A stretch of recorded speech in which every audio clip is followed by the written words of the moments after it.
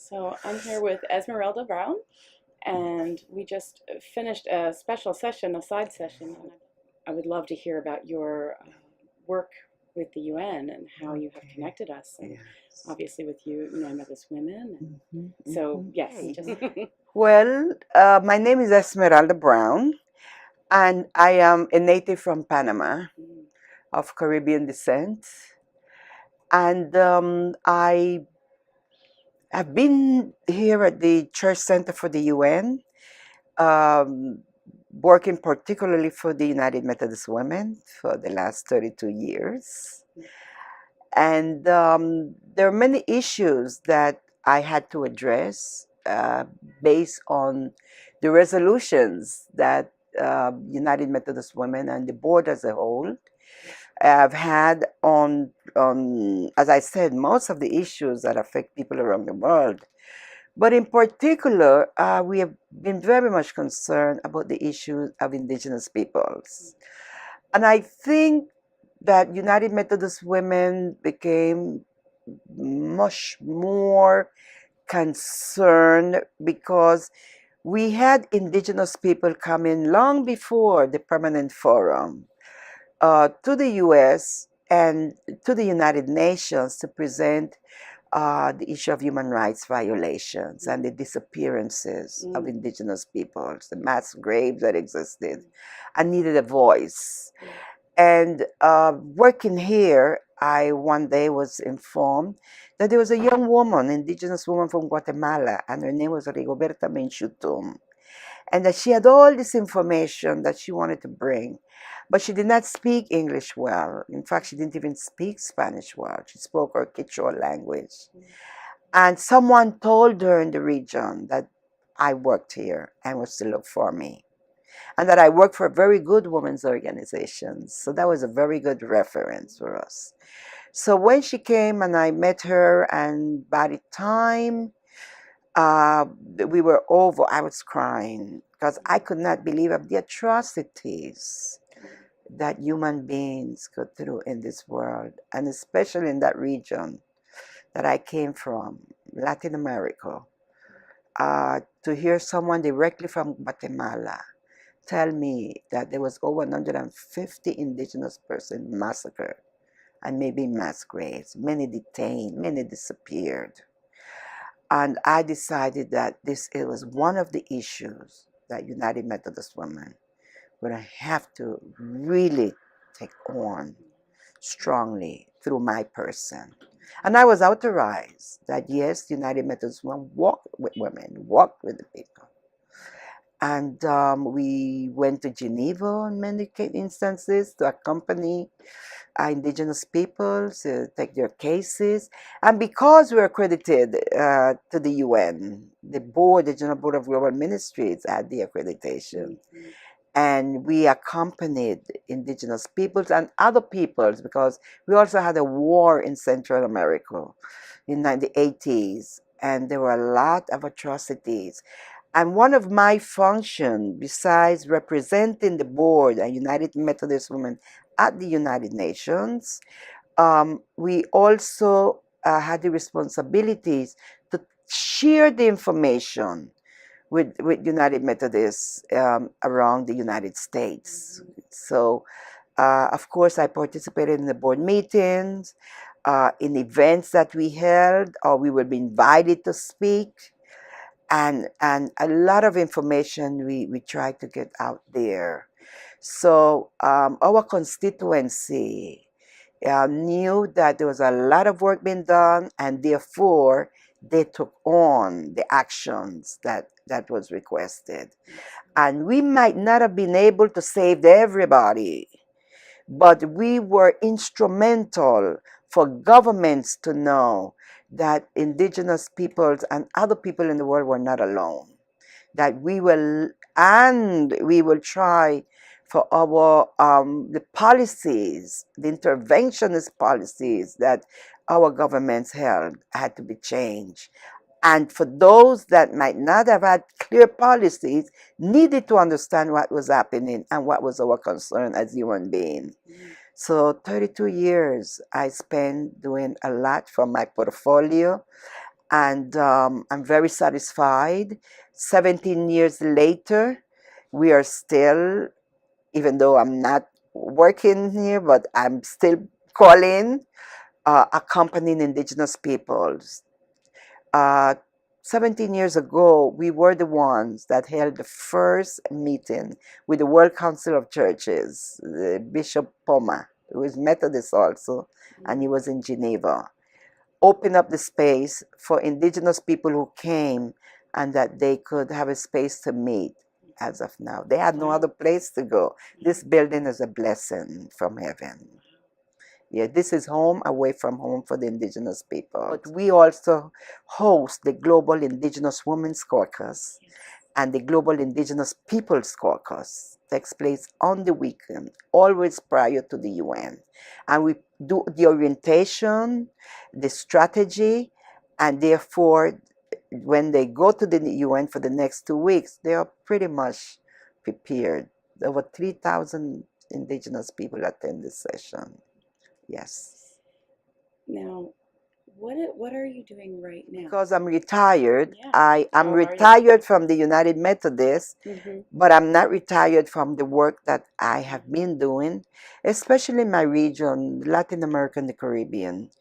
And I concentrate a lot also in Central America, where we still do capacity building, and both with Indigenous peoples and peoples of African descent, and poor people as a whole, that they'll say we are just poor.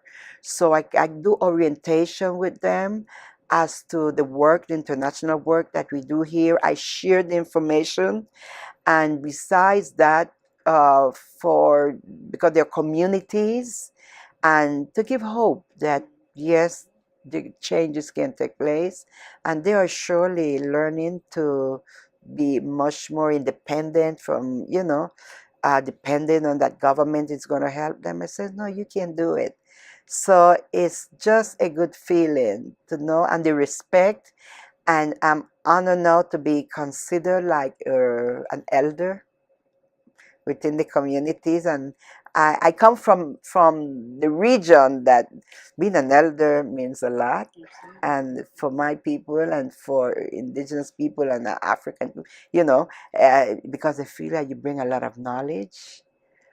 And as the sisters were saying, the knowledge is oral knowledge. So I share the experiences with them. And also, I let them know that in this part of the world, not everybody is mean, that there are people that want changes and that work with us all over the world. And my best example is United Methodist Women and other denominations, but we have always been honored to be the ones that take the first step. And because of the nature, the diversity, of the at least the staff, and coming from these different communities, what has helped a lot, the trust. Then people feel, oh, there's one of us. It's a lot of work. When I come and visit and I see my colleagues, I realize that we have taken on huge commitment. Yes, but it was needed. Sometimes it meant life and death. Someone detained someplace, I'm going through the door, we get the call, and I was authorized that if we get an 11th hour call because someone was detained, we need to know that. And so I feel very proud. Yes. And every United Methodist woman should feel proud. Nice. Yes. I'm very honored to know you. This has been wonderful. Thank you. I wanted to ask you, the next thing was what we just came out of, the side session that we came out of. There's been a number of these. Could you tell me more about that? Indigenous women demanding climate justice. This is an issue that United Methodist women have addressed. Yes. When I worked here, I think we worked on the resolution, the draft resolution to take to the board meeting, because we realized that it was an issue that had to be addressed, climate change. And we have written on it. We have taken a lot of information. So it was just proper that not only that because it's an issue that we have been involved, but for us to hear the voices of those that are living it. and especially Indigenous women, which we don't get much information. From them. Yes, it's not every day we have access. Wonderful. Yes. Wonderful. Yes. And then I guess my last question for you would be, people who are involved in Native American ministries in the Northeast jurisdiction up here. We're close to this area. Yes. You know, Maine down to Washington, D.C., out to West Virginia. We're Exactly. relatively close. How can we be in solidarity in help in some way with any of these, whether it's with the environmental caucuses or the women's caucus, or just with this building and people that are here? Do you have some practical yes, we ideas? have, for instance, Elizabeth Lee, you know, our staff there. That's part of our portfolio. So I imagine that she has developed, you know, it a little more. So you could be in touch with her. At the same time, the support is that in the community, share what you have experienced. You are unique. You have been the only ones that who have attended this that could speak to maybe all of the different churches, our jurisdictional, on what you have heard, what you have seen. And I usually ask for support, and sometimes even financial support, because what happened that on the weekend meeting, besides training, doing the orientation, capacity building, strategy, most of the Indigenous people that come, they do not have resources. So the support that I call on the church, in particular, to help, is to help me to be able to provide, for instance, for lunches. Some doesn't have where to stay, and we try to assist in places that if we can. Most of the times we cannot. They stay at homes. But at the same time, even for the spaces that they have to use in this building. But if some of our people live in this area and they can provide, and if a room, that would be great. that would be You a very know, concrete way. I would love if, for instance, before this begins, where you know, I could contact you, or you could contact me and say, look, we have a number of persons that can provide space. You could let me know if it's Indigenous women, men, 1, 2. That's very helpful. I remember one night I had to take like 15 persons to my apartment. I don't have a house. And everybody was sleeping, sit up, or whatever, but they were in a warm place. So New York Annual Conference. Okay, we can call them exactly. You see, don't have to have 15. Exactly. Okay, You know, and they will call me and say, "Look, I got a place to stay, but I don't have what to eat." You know, and it came in some instances it had to come out even out of my pocket, because it was the demand was so much.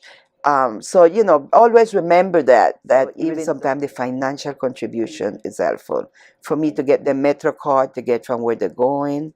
Sometimes you're not well, I run to the pharmacy, and then I have to be careful because you don't give medication like that. But you know, some basic things, it goes a long way. And it's good that when you also participate, because you give us the support, and you learn of the reality, so we don't feel like we're the only one that just, you know, you take on. In fact, that's your responsibility. So this is the first time that the Northeast jurisdiction, I think, brought representatives. So we've got 2 of us. Yes, so next we can year, bring 2 others, exactly. You multiply. Right. So people out there that are interested exactly, in coming, because you saw that presentation.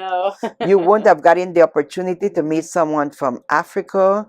You have from right here in the United States. You have Latin America, you see. So on that level, they come that you might never get an opportunity again to meet with them, maybe until next year. Some come, there are some that came the first year and I've never seen them again. Okay. But in their communities, they always remember that someone came, and what they learn about the permanent forum, because that had to be put on the agenda. And they always want to know, and who is there walking with them. Awesome. Okay. Thank you. You're welcome. Thank you again.